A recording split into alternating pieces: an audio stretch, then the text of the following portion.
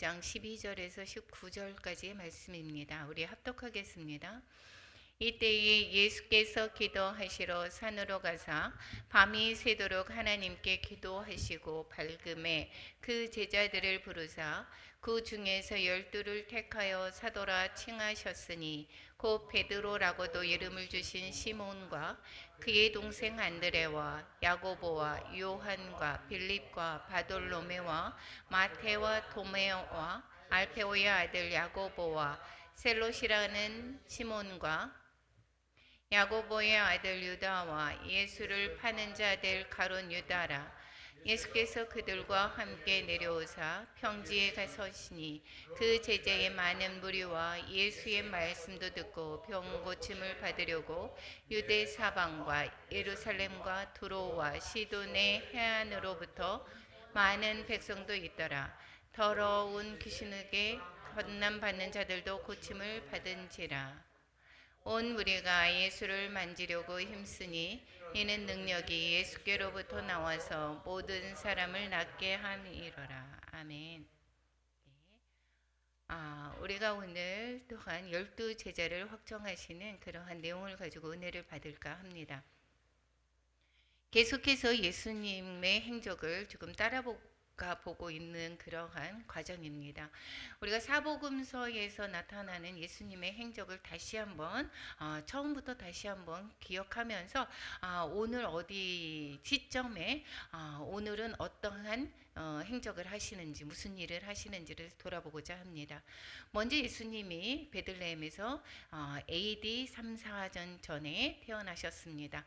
그리고 사생에는 예수님께서 30세까지의 그러한 개인적인 그러한 기간을 또한 사생애라고 하십니다. 목수의 아들로서 또한 목수의 그러한 일들을 하고 나사렛 사람으로 사시는 것을 볼 수가 있게 되겠습니다. 공생애는 이제 30살이 지나서부터 이제 공생애가 시작이 되었죠. 그런데 처음 시작한 것은 세례 요한의 세례를 받으면서 이제 시작을 하게 됩니다. 그리고 40일 동안 금식 기도를 하시고 그리고 나서 이제 요한의 제자였던 5명의 제자들을 만나게 됩니다. 5명의 제자를 만나고 나서 그들과 함께 가나의 혼인 잔치에 가게 돼서 첫 번째 표적으로 물로 표도주를 만드는 사건을 또한 경험하게 됩니다. 그리고 나서 이제 첫 번째 예수님이 공생에 시작하면서 유월절이 다가오게 됩니다. 유월절에 이제 5제자와 함께 예루살렘으로 방문을 하게 되죠. 이때에 예루살렘에 가자마자 하게 된 것이 성전 청결이었습니다. 성전 청결을 하신 다음에 8개월간 예루살렘 지역에서 유대 지역에서 이 사역을 했던 것을 볼 수가 있게 되겠습니다.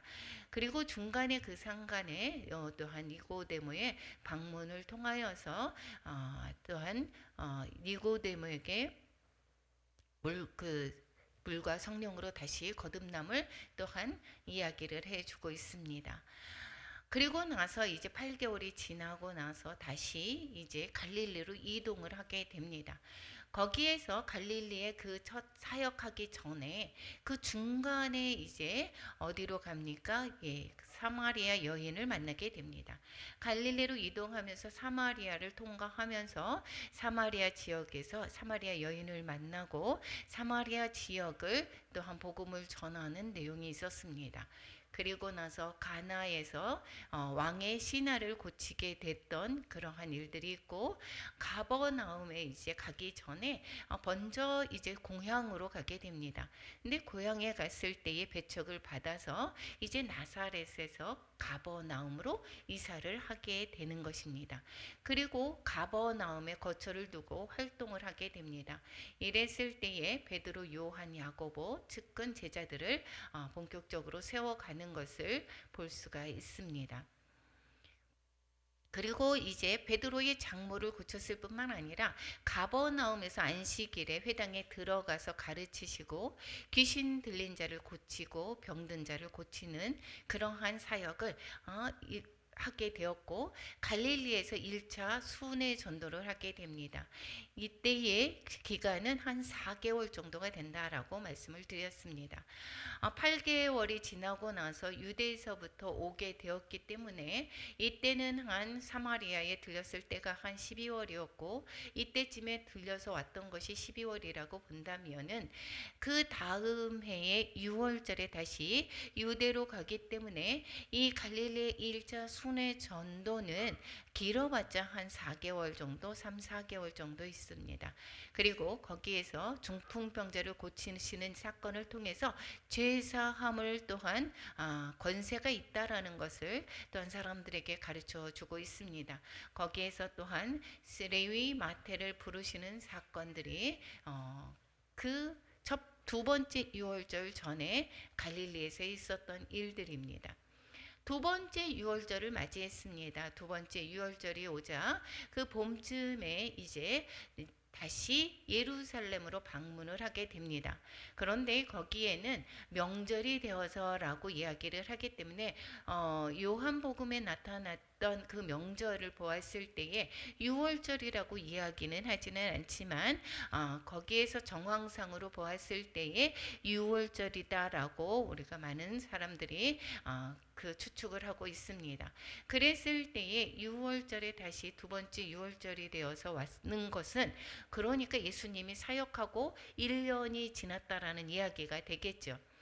처음에 왔을 때에 거기에 예루살렘에 들어서 가기 전에 이제 성전 가기 전에 거기에 먼저 어디에 들리게 됐습니까? 베데스다 연못에 38년 된 병자를 고치는 것이 여기에서의 그 또한 두 번째 유월절의 사건이 있었습니다.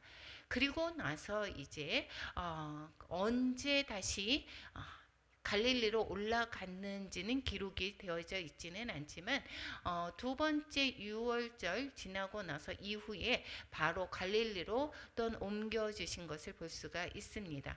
그래서 갈릴리의 2차 또한 사역이 1차는 먼저 이 첫 번째 유월절 8개월 지나고 나서 첫 번째 유월절 지난 뒤에 갈릴리 사역이 있었다라고 하면 두 번째 유월절 지난 이후 갈릴리 2차 사역을 시작하게 됩니다.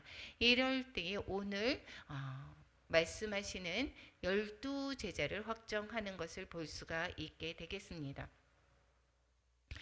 12제자를 이제 드디어 그러니까 우리가 봤을 때는 예수님이 사역을 하자마자 12제자를 불러서 이제 3년의 그러한 공생애를 다 같이 12제자를 양육했다라고 우리는 생각을 할 수가 있게 됐는데 이제 지금 보니까 어떻게 됐습니까? 이때 12제자를 확정합니다. 그러니까 예수님께서 이제 12제자를 본격적으로 책정을 하시고 확정하시고 훈련시킨 기간이 그러면 2년 정도가 되겠다라는 것을 볼 수가 있게 되겠습니다. 그러니까 두 번째 유월절이 지나고 나서 12제자를 확정한다라는 이야기입니다. 그래서 오늘 본문의 말씀에 보면 12제자를 확정을 하는 내용이 오늘 본문의 내용이었습니다. 12제자를 택하게 되면서 이제 제자의 공동체를 이제 만들기 시작을 합니다. 이때 이제 본격적으로 예수님께서 제자들을 훈련하시면서 예수님이 또한 이 공생애를 마치시고 또한 천국에 부활하시고 나서의 이후의 사역들을 예비하는 것을 볼 수가 있게 되겠습니다. 이 제자의 공동체는 이 사도행전에서 보면 교회의 모태가 되고 있습니다. 사도행전은 예수님이 부활하시고 나서의 사도들의 그러한 행적을 말씀하고 있지 않습니까? 그랬을 때에 예수님의 떠나신 뒤에 부활하시고 죽으시고 부활하시고 난 뒤에 사도들이 이 교회를 위해서 어떻게 활동했는지를 또한 얘기하는 것, 이들이 바로 교회의 모태가 됐던 것이 이 12제자들이었다라는 것을 볼 수가 있게 되겠습니다. 그래서 예수님께서 친히 모퉁이 돌이 되시고 그리고 사도들과 선지자들의 터 위에 세우심을 받은 입은 자다, 이렇게 모든 성도들에게 이야기를 하고 있는 것을 볼 수가 있게 되겠습니다. 예수님은 12 제자를 택하기 전에 오늘 본문에서 보면 집중적으로 무엇을 했습니까? 우리가 기도하셨던 모습을 볼 수가 있습니다. 예수님께서 이제 1년의 공생의 기간을 거쳤습니다. 그러기 전에 먼저 제자들을 베드로나 그 요한이라든가 레위도 불렀습니다. 안드레도 있습니다. 이러한 몇 명의 제자들은 있었습니다. 그렇지만 이들을 통해서 이제 같이 하는 것이 아니라 이제 많은 사람들에게 이 예수님의 그러한 행적들을, 병 고침의 그러한 능력들도 보시고 가르치는 그러한 권세들도 많은 사람들이 경험을 했습니다. 예수님을 많은 사람들이 쫓아다녔습니다. 그래서 예수님이 제자들이 많았습니다. 그 제자들 중에서 어떠한 사도를 이제 12 제자를 택해서 특별하게 이제 그들을 집중적으로 훈련하기를 또한 생각하시고 먼저 무엇을 하느냐? 기도하셨다라고 표현을 하고 있습니다. 오늘 그 본문에서 말씀하시기를 12절에 뭐라고 얘기합니까?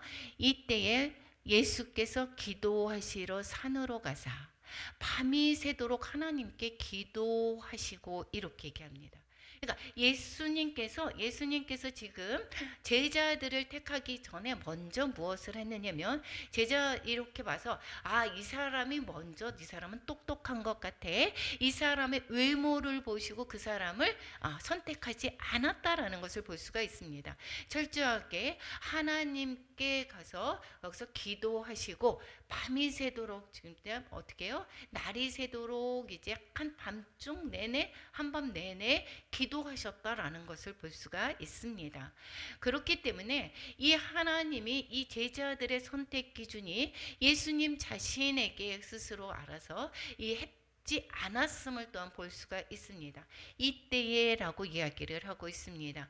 이때에라고 하면 누가복음에서는 6장에서 오늘 12절에서 19절까지 제자들을 또한 확정하시는 것을 볼 수가 있는데 6장의 1절에서 보면 안식일에 제자들이 이제 이삭을 잘라서 손으로 비벼 먹으니 이렇게 이야기를 하는 것으로 봤을 때에 이 제자들이 12제자기 택하기 바로 전입니다.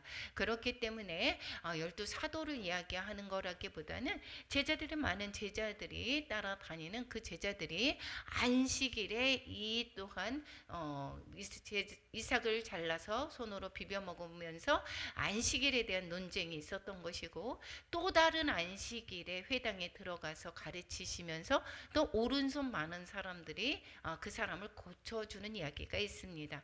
이랬을 때의 7절에서 보니까 뭐라고 얘기하냐면 서기관과 바리새인들이 예수를 고발할 증거를 찾으려 안식일에 병을 고치시는가 엿보니 이렇게 됐습니다. 즉 예수님의 모든 행적들을 누가 쫓아다니고 있습니까? 서기관, 바리새인들 이러한 사람들이 예수님을 이제 꼬투리를 잡기 위해서 계속해서 주시하고 있는 그러한 상황 속에 있었던 것입니다. 그러한 상황 속에서 이 안식일에 이 병고침을 또한 했다라고 하는 것은 이 꼬투리 중에 하나였다라는 것을 볼 수가 있습니다. 그래서 이때라고 얘기하는 것은 이제 예수님의 명성이 온 이스라엘에 지금 갈릴리지만 예루살렘과 갈릴리 온 이스라엘에 예수님의 명성이 쫙 퍼져나갔습니다. 그리고 이로 인해서 또한 긴장한 종교 지도자들은 어떻게 하면 예수님을 죽일까 음모를 꾸미고 있었을 때였습니다. 그러니까 이제 지금 1년밖에 안 지났습니다. 3년 때에 예수님이 돌아가시게 되지만 이때 그러니까 많은 지금 몇 년에 걸쳐서 2년 정도에 걸쳐서 그 전에서부터 예수님을 어떻게 해서 죽일까 음모를 또한 시작하는 것을 볼 수가 있습니다. 이때는 이제는 8개월의 예루살렘의 사역과 또 갈릴리 사역이 또한 몇 개월이 있었습니다. 그리고 예루살렘 6월절에 다녀와서 38년 된 병자를 또한 고쳤습니다. 이러한 상황 속에서 이제는 더더욱이 예수님을 따라다니는 사람이 많았고 본격적으로 이제 사역을 시작하는 때였습니다. 그러니까 많은 사람들이 예수님을 따라다니고 또한 반면에 예수님을 해하고자 하는 그러한 주시하는 그러한 종교 지도자들의 세력도 있었다라는 것입니다. 그러한 기득권 세력들로부터 도전을 받게 되는 이러한 상황 속이었습니다. 이러한 절박한 때에 예수님은 기도하러 산으로 가시게 됩니다. 우리가 기도한다라고 했으면은 여기에서 우리가 기도할 때 하나님 우리가 계속 금요 예배도 할 때 후에 기도도 하고 아침에 새벽에도 기도합니다. 하나님의 임재 가운데서 저희가 또한 우리 기도 제목을 쭉 내려놓습니다. 그런데 케고르가 이렇게 이야기를 하고 있습니다. 기도란 하나님이 내게 나오는 것이 아니라 내가 하나님의 은총의 보좌 앞으로 나아가는 것이다. 이렇게 얘기합니다. 주의 보좌로 나아갈 때에 우리 이러한 찬양을 하지 않습니까? 우리가 주님의 보좌 앞으로 나아가는 것이다 라는 것입니다. 그러니까 하나님이 내게 나오는 것이 아니라 내가 하나님의 보좌 앞으로 들어가는 것이다 라고 케고르는 이렇게 말씀하고 있습니다. 그와 마찬가지로 예수님의 기도에 또한 하시는 것도 이 내가 무엇을 하는데 이렇게 하시는 것이 아니라 주님은 철저하게 하나님이 원하시는 그것대로 하나님께서 말씀하시는 순종하는 그러한 주님이셨습니다. 그래서 하나님의 무엇입니까? 어떠한 문제를 두고 하나님의 의중을 직접적으로 또한 받는 것을 볼 수가 있게 되겠습니다. 그래서 생명을 위협을 느끼면서 또한 동역자의 필요성을 느끼게 되고 이 예수님이 그 후회가 어떻게 돼야 될지 그 예수님이 하늘에 승천하시고 나서의 그 대비 상황을 어떻게 해야 되는지를 그 모든 것을 가지고 하나님 앞으로 나아갔다라는 것입니다. 그래서 동역자도 필요성이 느껴지고 후계자의 필요성을 절실히 아마 느꼈을 것입니다. 이 문제를 놓고 하나님께 집중적으로 기도하십니다. 그래서 하나님과의 깊은 대화를 통해서 하나님의 마음을 헤아리고 하나님의 기뻐하시는 뜻이 무엇인지를 또한 묻게 되는 것입니다. 우리가 내가 이렇게 마음을 잡고 이렇게 해주세요가 아니라 하나님께서 원하시는 것이 무엇인지 하나님께서 또한 바라시는 것이 무엇인지 하나님의 뜻이 무엇인지를 그러한 것을 또한 알기 위해서 하나님의 보좌 앞으로 나아가는 것을 볼 수가 있게 됩니다. 그래서 예수님은 하나님과의 깊은 만남을 통해서 구속 역사의 방향을 잡게 되는 것입니다. 내 뜻대로 우리가 하나님 이렇게 도와주세요, 이렇게 해주세요. 우리는 내 생각이 하나님의 생각은 너희와 다르다라고 이야기를 하고 있습니다. 때로는 우리가 기도했는데 우리의 원대로 하지 않고 어떻게 해요? 하나님께서 다른 방향으로 또한 나아가시는 것을 볼 수가 있습니다. 그러면 그것이 바로 기도 응답이다라는 것입니다. 그 방향이 제자들 중에서 12명을 택하시는 것을 또한 알 수가 있습니다. 이것은 주님께서 이렇게 12명을 택하겠습니다 통보하는 것이 아니라 하나님께서 그 감동을 주셨을 때에 그 철저하게 그 밤이 새도록 기도하신 결과 12명을 택하시고 또한 그 많은 제자들이 12명이 아니라 많은 제자들이 따라다녔다라고 이야기를 하고 있습니다. 그 많은 제자들 가운데서 그럼 12명을 누구를 택하는가에 대한 문제도 어떻게 되겠습니까? 하나님 보좌 앞에서 하나님의 뜻대로 구체적으로 결정하신다라는 것입니다. 내 뜻대로가 아니라. 그래서 때로는 우리가 나는 이것이 아닙니다.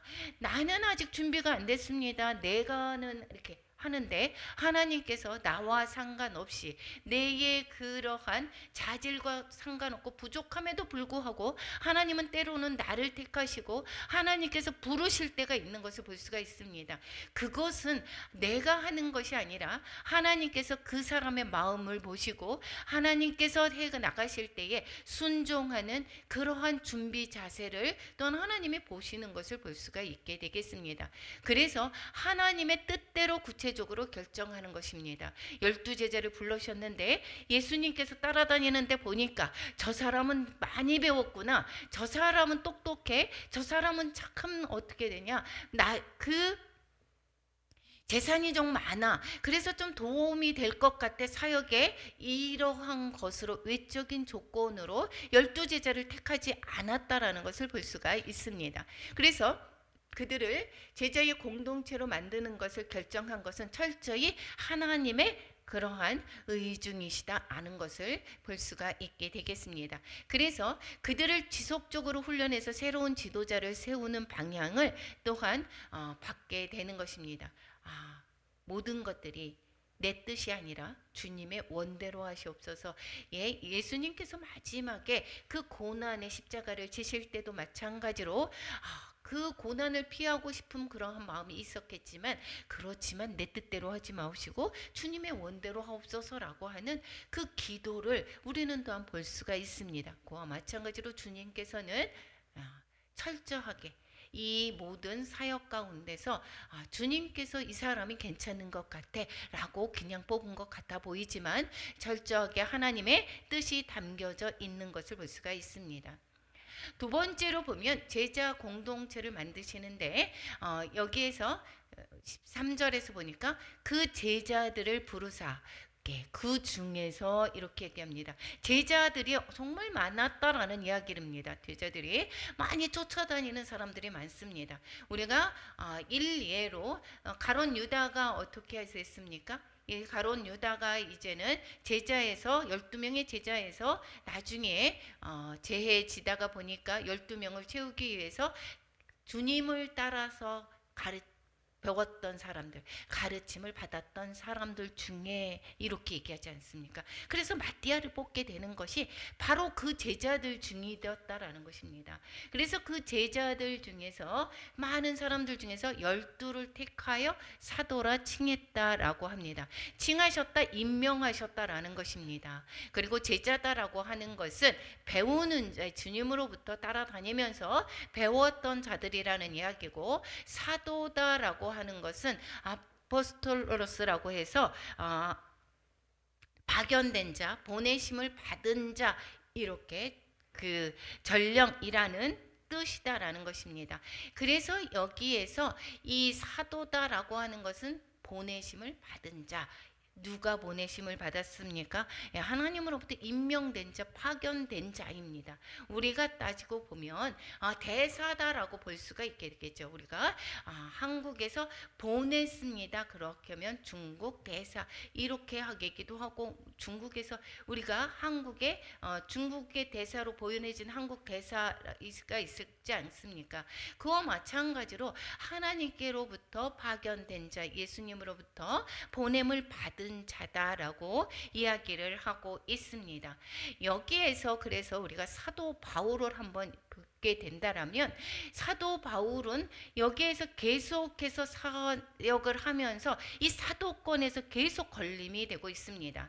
예수님을 따라다니던 제자가 아니었습니다. 예수님께 직접 같이 가르침을 받지 않았던 것을 많은 사람들이 알고 있습니다. 그런데 나는 사도다라고 얘기를 할 때 많은 사람들이 믿지를 않았던 것입니다. 왜 그렇습니까? 이 사도는 그 예수님의 제자들 중에서 그 중에서 예수님이 보내심을 받은 자라고 하는데, 이 사도 바울은 예수님의 가르침을 받지도 않았을 거고, 그리고 나서 오히려 예수님을 따라다녔던 자들을 핍박하던 자였습니다. 그런데 사도라고 이야기를 하니까 많은 곳곳에서 이 사도권의 문제가 있었지 않았습니까? 그런데 이 예수님으로부터 가르침을 받은 것은 이 다메섹 도상에서 예수님을 직접 영적으로 부활하신 주님을 만나게 됐고, 예수님으로부터 가르침을 받았고, 예수님으로부터 이방을 위해서 보내심을 받았습니다. 그런데 그것을 아는 사람들이 모르기 때문에 사도권에 계속해서 문제가 되었습니다. 그렇기 때문에 이 서신서에서 계속해서 이야기하는 것이 무엇입니까? 하나님으로부터 보내심을 받은 나 바울은, 이렇게 계속해서 이야기를 하는 것을 볼 수가 있습니다. 그래서 이 사도다라고 하는 것은 주님으로부터 직접 가르침을 받고, 그리고 나서 여기에서 주님으로부터 파견된 자다라고 이야기를 하고 있습니다. 그래서 요즘에도 사도다 나는 이렇게 이야기하는 것에서 많은 사람들이 그래서 그것은 너무도 잘못된 생각이다라고 하는 것이 바로 이야기였습니다. 제자를 세우신 목적은 이 마가복음에서 이야기를 하고 있습니다. 마가복음에서 이야기를 하기를 뭐라고 얘기하느냐면, 우리가 3장 13절에서 15절 같이 한번 읽어보겠습니다. 또 산에 오르사 자기가 원하는 자들을 부르시니 나온지라. 이에 12를 세우셨으니 이는 자기와 함께 있게 하시고 또 보내사 전도도 하며 귀신을 내쫓는 권능도 가지게 하려 하심이러라. 예. 이 마가복음에서 이야기를 자기가 원하는 자들을 부르시니 이렇게 이야기를 하고 있습니다. 근데 자기가 원하시는 분이다 라고, 예수님이 원하시는 자라고 이야기하지만, 예수님께서는 누가복음에서 기도하시고 하나님의 뜻에 따라서 이 또한 감동을 받은 자들을 부르신 것입니다. 그리고 이는 어떻게 하려고요? 자기와 함께 하시고 24시간 하는 주님과 함께 동행하면서 모든 것을 가르쳐 줬다라는 것입니다. 이 삶에서 또한 직접 가르침을 또한 보내셨던 것을 볼 수가 있습니다. 그리고 또 보내사 무엇을 한다고요? 전도로 하며, 전도가 또한 주 목적이 되겠죠. 그래서 귀신을 내쫓는 권능도 가지게 하려 하심이러라, 이렇게 표현을 하고 있습니다.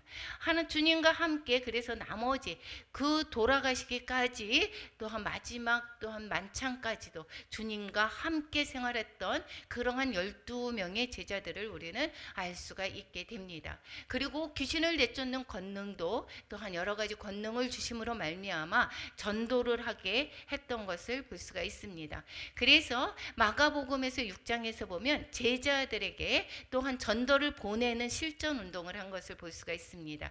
그래서 6장에서 7절, 12절, 13절에서 보면 12제자를 보내서 둘씩 보내시면서 귀신을 제어하는 권능을 또한 주셨습니다. 그리고 나가서 제자들이 무엇을 합니까?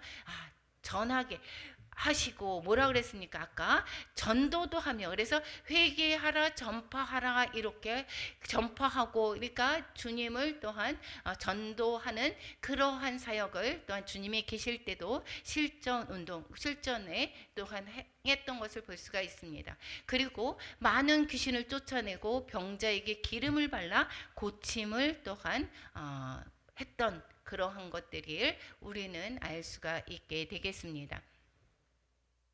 그러면 12명의 사도를 왜 택했을까? 12명의 12지파 이스라엘을 또한 상징하고 있는 것을 볼 수가 있게 됩니다. 그래서 12지파는 이스라엘입니다. 그런데 이 12이라고 하는 것은 3 곱하기 4 이스라엘을 이야기하지만 이스라엘뿐만 아니라 하늘과 땅을 포함한 전 세계와 전 인류를 상징하는 것입니다. 실제적인 것은 이스라엘만 택하신 것이 아니다라는 것입니다.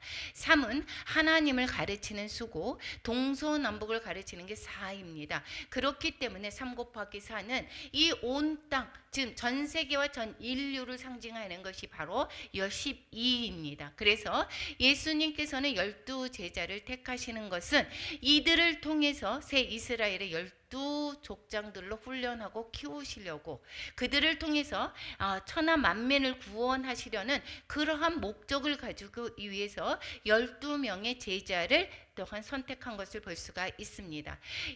열두 지파다라고 하는 것은 이스라엘만 위한 것이 아닙니다. 그래서 하나님의 구원의 목적은 온 인류를 구원하고자 하는 그러한 뜻을 가지고 있었던 것이고, 먼저 열두 지파에 대한 그 부르시는 이스라엘을 통해서 하나님의 계획하심을 그 이스라엘을 통해서 보여주시고 메시아를 보내시면서 전 인류를 구원하고자 하는 주님의 뜻이 있다라는 것을 계속해서 가르쳐 주고 있습니다. 그래서 이 마가복음에서 이야기를 하고 있습니다. 온 천하에 다니며 만민에게 복음을 전파하라라고 말하고 있습니다. 마지막에 또한 그 예수님의 유언이 무엇입니까? 모든 족속으로 제자를 삼으라라고 말씀하고 있고, 사도행전 1장 8절에서 보면 부활하시기 전에 말씀하십니다. 땅 끝까지 이르러 내 증인이 되리라라고 말씀하고 있습니다. 주님의 말씀은 이스라엘의 복음이 아닙니다. 모든 또한 전 인류에 걸쳐서 또한 복음을 전하기를 원하셨던 것이고, 그래서 열두 제자를 통해서 부활 이후에 그러한 모든 세계 곳곳에 주님의 나라를 세워가기 위해서 먼저 12명을 뽑고 그 12제자를 통해서 점점 복음이 땅끝까지 이르러 복음이 증거되는 그러한 계기로 삼기 위해서 먼저 12명을 훈련하는 것을 볼 수가 있습니다. 그 이제들을 12명을 훈련한 결과를 한번 우리는 사도행전에서부터 시작을 볼 수가 있습니다. 완전히 이제 그 제자들을 훈련한 결과가 어땠습니까? 제자들이 그 사도 베드로는 어땠습니까? 예수님이 잡히셨을 때에 예수님이 너도 예수님과 한패지 않겠어? 라고 이야기를 했을 때에 한패다라고 하는 여종의 말에도 두려워서 절대 아니다라고, 나는 예수님을 모른다, 저 사람을 모른다라고 이야기하고, 계속해서 3번씩이나 나는 저주하면서까지 주님을 모른다라고 했고, 그렇게 두려워했던 모든 제자들은 이제는 더 이상 그렇게 예수님이 부활하시고 나서 이 제자들은 완전히 바뀌게 됩니다. 여기에서 120명의 문도들이 모여서 기도할 때에 그 공동체, 제자 공동체들이 중심으로 120명이 모이게 되었고, 성령이 임함으로 말미암아 이 베드로의 를 통해서 설교함으로 말미암아 신약의 교회가 탄생되는 것을 볼 수가 있습니다. 그리고 예수님의 그 공동체가 교회 모체가 되고 사도들이 그 핵심 일꾼들이 되도록 준비시킨 것을 볼 수가 있습니다. 뿐만 아니라 이 베드로는 어땠습니까?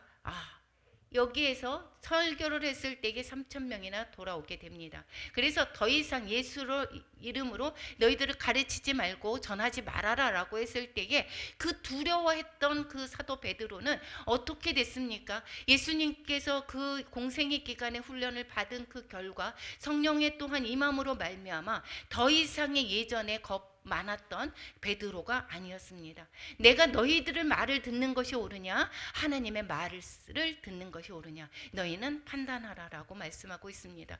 죽음을 두려워하지 않고 주님의 복음을 끝까지 전하는 그러한 사명을 잘 감당하는, 잘 양육되어서 사명을 잘 감당하는 그러한 사도로 변화된 것을 볼 수가 있습니다. 그래서 사도 베드로가 또한 요한과 함께 또한 설교를 했을 때 3,000명 뿐만 아니라 5,000명의 그러한 성도들이 또한 세워지고, 그리고 계속해서 이 제자들로 말미암아 이제 더 교회가 세워지는 것, 그리고 또한 바울과 함께 세계 곳곳에 주님의 복음이 전해지는 것을 볼 수가 있게 되겠습니다. 사도행전 2장 42절에서부터 47절까지는 예수님의 가르침대로 이 공동체가 활동한 것을 볼 수가 있습니다. 예수님께서 먼저 어떻게 했습니까? 같이 공동체 생활을 하면서 서로 같이 지냈습니다. 그래서 서로 교제하며 떡을 뗐고, 이 또한 사도들의 가르침, 예수님의 가르침을 받은 것과 마찬가지로 이 사도들의 가르침을 또한 많은 사람들에게 전했다라는 것이고, 기도로 하기에 힘썼다라는 것입니다. 그리고 모든 물건을 또한 서로 통용했고, 성전에 모이기를 힘썼고, 하나님을 찬미하고 백성에게 찬송을 받았습니다. 구원받는 사람이 날로 증가했다라는 것입니다. 예수님의 그 교육 목표는 바로 무엇입니까? 훈련을 통해서 예수님이 주시는 사명을 감당할 수 있는 사명자로 키우고자 하는 그러한 분명한 방향과 목표가 있었는데 결과적으로 그들은 사명을 잘 감당하는 것을 볼 수가 있습니다. 예수님의 목표대로 그들은 자신의 그 역할들을 잘 감당했다라는 것입니다. 반면에 우리가 비교를 하면 사도 들뿐만 아니라 바리새인들도 제자를 훈련합니다. 바리새인들은 뭐라고 합니까? 너희는, 그래서 예수님이 뭐라고 얘기했습니까? 화 있을진저 외식하는 서기관들과 바리새인들이요, 너희는 교인 한 사람을 얻기 위하여 바다와 육지를 두루 다니다가 생기면 너희보다 배나 더 지옥 자식이 되게 하는도다. 유대교를 또한 전파하기 위해서 이들도 제자 훈련을 했다라는 것을 볼 수가 있습니다. 그런데 그들은 올바른 제자 교육이 아니라 오히려 지옥 자식으로 만든다라고 말씀하고 있습니다. 셋째는 믿음, 소망 가운데 제자들을 키우셨습니다. 믿음과 소망 가운데 제자들을 키우셨을 때에 여기에서 이 12명의 제자를 또한 여기 14절에서 16절까지 기록하고 있습니다. 베드로와 안드레, 야고보와 요한은 형제입니다. 형제들의 고기 잡는 그런 어부였습니다. 이러한 자들을 부르셨습니다. 베드로는 성격이 곧고 급하고 직선적인 사람입니다. 그리고 나서기를 좋아하고 실수도 그만큼 많은 사람입니다. 이 베드로가 완벽하다라는 것이 아니다라는 것이죠. 안드레는 어떻습니까? 조용하고 행동적이고 실천적인 사람인 것이고, 야고보와 요한은 보아너게라고 이야기를 하는 것, 즉 우레의 아들이라고 이야기할 만큼 성격이 정말 급하다라는 것입니다. 그런데 요한은 뭐라고 했습니까? 예수님의 사랑하는 제자라고 계속해서 나오고 있습니다. 빌립과 바돌로메는 친구지간입니다. 빌립은 머리가 영리하지만 여기에서 부정적인 말을 잘하고, 그리고 바돌로메는 나다나엘이라고도 얘기하죠. 성격이 깔끔하고 생각하기를 좋아하는 명상의 사람입니다. 마태는 어떻습니까? 악명 높던 세리였죠. 그리고 예수님을 만나고 나서 예수님의 사랑을 깨닫고 예수님의 제자가 된 사람인 것입니다. 도마라고 하는 사람은 의심 많기로 유명을 하죠. 그리고 예수님의 부활을 믿지 못해서 어떻게 하죠? 내 손으로 그 옆구리에 또 못자국을 또 그 손을 넣어서 보지 않고는 믿지 않겠다고 했던 자가 바로 도마였습니다.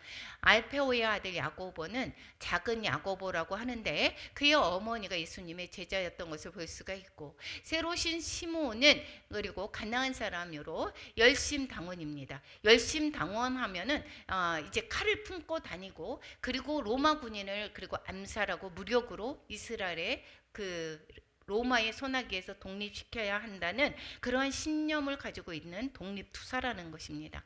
그리고 야고보의 아들 유다는 다데오라고 얘기도 합니다. 성경에 달리 이름이 잘 나타나지 않습니다. 평범한 사람인 것으로 볼 수 있고, 가론 유다는 여기에서 지금까지의 얘기 다른 사람들은 어떻습니까? 갈릴리 중심의 그러한 출신자입니다. 그런데 가론 유다는 이 밑에에 지금 예루살렘 적쭉 밑으로 가서 있죠. 그리고 이 밑에 가서 보면 유다 밑에 거기 보면 그리옷이라고 있습니다. 그 그리옷 사람인 것입니다. 그래서 가롯 출신으로 가장 멀리서부터 예수를 따른 자이다라는 것이고, 능력이 많았습니다. 오히려. 그리고 이 사람은 사교술도 좋고 머리를 잘 돌리는 사람이라서 동계를 맡아서 살림하는 사람이었던 것을 볼 수가 있게 되겠습니다.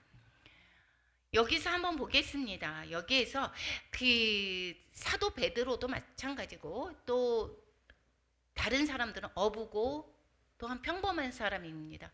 뛰어나다, 외적으로 뛰어나다, 그리고 다양한 사람이었습니다. 그리고 여기에서 시몬이 있었죠. 열심당 시몬이 있었습니다. 그리고 세리 마태 있습니다. 그런데 보면 이 사람들은 어떠냐면 우리가 지금으로 볼 때 여당과 야당 이러한 형태하고 똑같습니다. 열심당 시몬은 여기에서 볼 때에 독립투사가 되는데, 세리 마태는 제국주의자입니다. 로마를 위해서 일을 하는 자였지 않았습니까? 그러면 이 평상시에는 둘이 어떻게 되죠? 원수지간이 되는 것입니다. 이념이 다른 사람인 것입니다. 그런데 이 사람들이 예수 그리스도 안에서 하나가 되었습니다. 그래서 지금에도 보면 이스라엘과 팔레스타인 사람들이 하나가 되기 힘들죠. 정말 하나가 될 수 없습니다. 그런데 오직 어디에서만? 예수 그리스도 안에서 하나가 될 수 있게 되는 것입니다.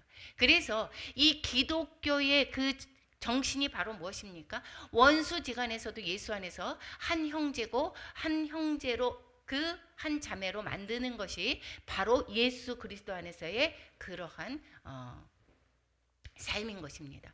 이들은 전혀 같은 제자 12제자에게 있으면서 이렇게 서로 다른 사람들이 하나 되어가는 모습, 이러한 것들을 주님께서 가르치고 그러한 제자의 양육의 그러한 과정이었던 것을 볼 수가 있게 되겠습니다.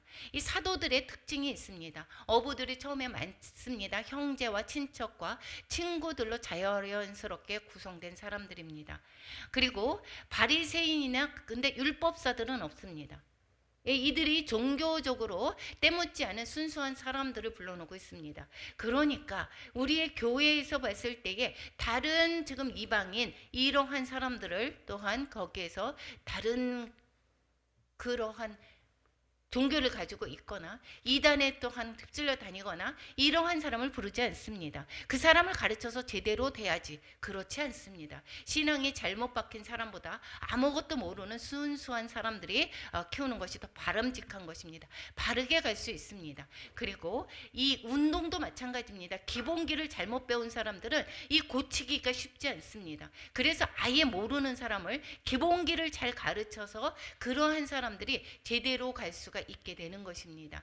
그리고 이들은 다양한 성격의 소유자입니다. 합력해서 선을 이루어가는 것입니다. 그래서 예수님 안에서 한 소망을 발견할 수가 있는 것이다 라는 것을 볼 수가 있습니다. 뿐만 아니라 나이 많은 사람들이 아닙니다. 여기에서 직업에 충실한 사람들이고 성실한 사람이다라는 것입니다. 저게 성실한 청년들 중심으로 예수님께서 또한 모았던 것을 볼 수가 있습니다. 안드레와 요한은 이제 오히려 진리를 추구하는 그 사람이었습니다. 세례 요한의 제자들이었었죠. 베드로, 야고보, 세리, 레위는 직업에 충실했던 사람들인 것을 볼 수가 있습니다. 시몬은 열심 당원이었고 가룟 유다는 인간적으로는 성실했습니다. 빌립이나 도마도 성실하고 분명한 성격의 소유자입니다. 성실한 사람을 하나님께서 부르신다라는 것입니다. 우리가 외적으로 정말 뛰어나 저 사람이 자질이 높아 이렇게 해서 예수님께서 하나님이 기도하시면서 그 사람들을 부른 것이 아니다라고 이야기를 하고 있습니다. 성실하게 일하는 사람을 부르셨다라는 것이고 평범한 사람을 부르셨다라는 것입니다. 이것이 바로 성실히 지도자로서의 자질을 중히 여긴다라는 것입니다. 책임감과 성실성입니다. 그래서 우리가 봤을 때 뛰어난데 자주 지역을 이렇게 옮긴다. 그래서 예전에는 지금은 없어졌지만 우리가 개근상이 있었지 않았습니까? 개근상에 이 사람의 성실도를 측정하게 됩니다. 그래서 어디에 직장에서 이야기를 했을 때 그 사람이 정말 뛰어나다라는 것보다도 오히려 성실한 사람들을 어디에서 뽑는 것, 이것이 바로 어디를 가든 돋보이는 사람, 그 사람들이 하나님께서 쓰시기에 정말 좋은 사람들인 것이고 사회에서도 오히려 그런 사람들을 또한 택하는 것을 볼 수가 있습니다. 그래서 기본적인 자질은 인생에 대한 책임과 또 성실성이다라는 것입니다. 그리고 여기에서 봤을 때에 베드로만 결혼을 했죠. 나이가 들었다라고 하는 것은 자기의 그 고정관념이 계속 이미 세워져 있는 사람들이 정말 많습니다. 그래서 우리가 젊은 사람들을 통해서 거기에서 계속 배워나가는 것, 처음에는 실수도 많고 반항심도 많지만 그리고 현재에 뚜렷하게 이루어진 것도 없지만 무한한 가능성을 보고 또한 주님께서 선택을 하신 것을 볼 수가 있습니다. 현재의 모습을 보지 않았다라는 것입니다. 그들의 현재의 모습 보지 않고 지금은 또 별 볼 일 없고 또한 잘 다듬어지지 않고 그러한 모습이지만 이들이 위대한 목자들이 될 것이라는 것을 주님은 아셨다라는 것입니다. 그리고 예수님은 12를 또한 부르시고 그래서 이들을 사도라 칭하셨습니다. 예수님은 믿음과 소망의 눈으로 제자들을 바라보시고 그들을 양육한 것을 볼 수가 있습니다. 이 남은 시간, 즉 2년이죠. 2년 동안에 이 제자들을 양육하는데 온 힘을 쏟으셨던 것을 볼 수가 있습니다. 지금의 이 어둡고 힘겨운 시간에 주님은 누구를 부르셨습니까? 저와 여러분들을 부르셨습니다. 우리 각자에게도 또한 주님께서 맡겨주신 그러한 사명들이 있습니다. 주님께서 지금 부르셨듯이 어떠한 사람을 부르셨습니까? 저 사람이 잘나서 부르시지 않았다라는 것입니다. 하나님께서 그에 맞는 부르심의 그것은 하나님께서 그 사람들을 만드시고 만들어 가시고 그 사람을 통해서 또 목적이 무엇입니까? 하나님의 복음을 전하시려고. 그래서 누구의 능력을 주신다라고 했습니까? 네 능력으로가 아니라 하나님께서 귀신 쫓는 능력도 주시고 또 무엇입니까? 가르쳐 주시고. 무엇을 가르쳐 주십니까? 하나님의 말씀으로 우리를 가르쳐 주시고 그리고 또 주님의 능력으로 말미암아 우리를 복음 전파하시려고 우리를 부르셨다라는 것입니다. 이 어두운 세상에 우리가 잘나서 부르신 것이 아닙니다. 하나님은 우리의 속 사람을 잘 아시고 우리의 성실성과 책임감으로 주님의 부르심에 순종해야 되는 것이 우리의 그 부르심에 우리는 따라가는 것이 열심히 순종하며 가는 것이 바로 주님의 부르심에 우리는 답하는 것입니다. 우리가 무엇을 해야 되겠습니다. 때로는 베드로 같이 쓰는 사람이 있는가 하면 또 다른 제자와 같은 그러한 모습으로 쓰임받는 사람이 있습니다. 요한과 같이 쓰임받는 사람이 있는가 하면 도마와 같이 쓰임받는 사람이 있고 또한 다른 모습으로 쓰임받는 사람이 있습니다. 그래서 우리는 다른 사람과 비교하는 것이 아니라 하나님께서 내게 주신 그러한 목적대로 나는 쓰이면 되는 것입니다. 우리의 가정을 변화를 위해서 나를 부르셨습니까? 그러면 그것에 충실하는 것이고 우리의 교회 성도 한 사람 한 사람을 위해서 우리가 기도의 자리로 나오고 그 사람을 또한 하나님께서 나에게 붙여주신 것은 네가 하는 것이 아니라 내가 하겠다. 주님께서 하시겠다라는 것입니다. 때로는 우리 마음에 저 사람을 어떻게 감당해? 라고 하는 그러한 경우가 있을 수 있습니다. 그런데 그것은 하나님께서 능력 주시고 하나님께서 그들을 또한 보시고 그들을 인도하시기에 부족함 없는 능력을 부어 주실 것입니다. 우리는 하나님께 기도하고 하나님의 가르침을 받고 하나님께 순종하면서 맡겨진 사명을 충실해야 될 것입니다. 그리고 부르심의 은혜와 소명을 그러면 굳게 잡고 충성하는 우리 모두가 되기를 축원합니다. 우리 오늘 말씀 요약입니다. 두 번째 유월절 갈릴리 2차 사역에 12명의 제자를 부르셨다라는 것을 기억하며 주님과 동행하는 그러한 시간이 된 줄로 믿습니다. 그리고 우리가 주님의 부르심에 순종하며 나아가는 우리 모두가 된 줄로 오늘 말씀을 통해서 또한 다짐하시기를 축원합니다. 기도하겠습니다.